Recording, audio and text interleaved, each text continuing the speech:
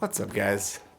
Today I just wanted to talk about what I've been doing to try to work on learning all of these thousands of ways that different triad patterns and all the caged patterns fit together like little puzzle pieces to actually make all of the key signatures and the ways that we actually use them when we're playing music. And this is so much information. It's thousands of little puzzle pieces, and it takes years to truly master. But I've been working on it a lot lately, and I've found two exercises that have helped me feel like I'm making a lot more progress than I was before. So I just thought I would talk about those today. One of them's more like a structured exercise where I feel like I'm like sitting down, I have to put in effort, I'm doing an exercise. And one of them's more just like a little question that I try to just work into my guitar playing. Every time I pick up the guitar, I try to just do this little exercise that kind of helps intuit this information.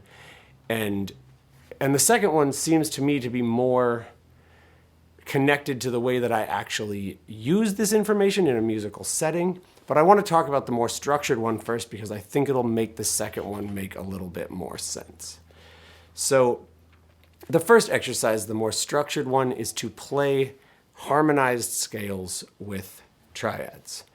So like if you pick up the guitar and you say, okay, this is my one chord, then playing a whole scale from there. So 1 major, 2 minor, 3 minor, 4 major, 5 major, 6 minor, 7 diminished, 1. Or you could try to go down from it, go 1 major. I don't know if that noise is going to bother the video, but my neighbor's working on his house, so hopefully that doesn't interrupt this whole thing. So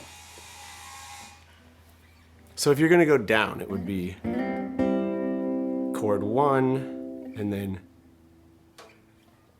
2 minor, 3 minor, 4 major, 5 major, 6 minor, 7 diminished, 1.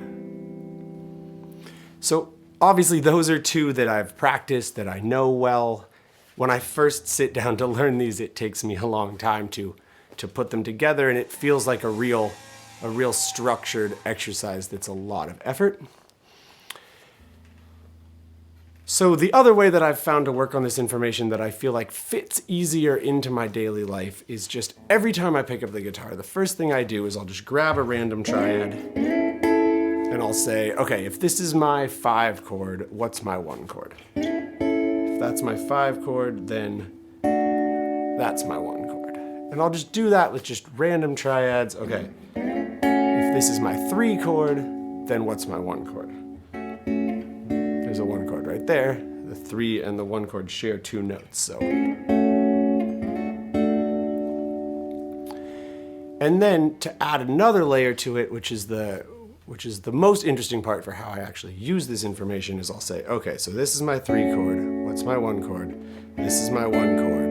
And then what pentatonic scale pattern or what major scale pattern am I in if that's my 1 chord? So if that's my 1 chord, then I'm in that pentatonic pattern. So I know if this is my 3 chord, then I'm in this pattern.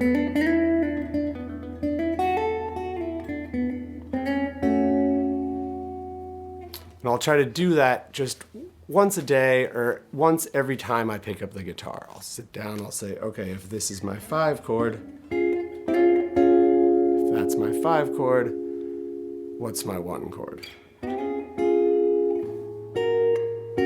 That's my 1 chord. So then I know in the future, if this is a 5 chord, then I'm in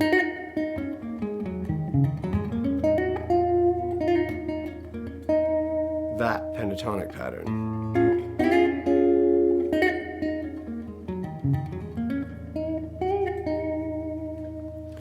And that seems to be the most useful thing for me in the way that I actually use this information. Because every time I'm trying to write a solo or figure out what to play over something, that's always the question. I'm like, okay, I'm playing the 4 chord in this voicing, so which scale pattern am I in?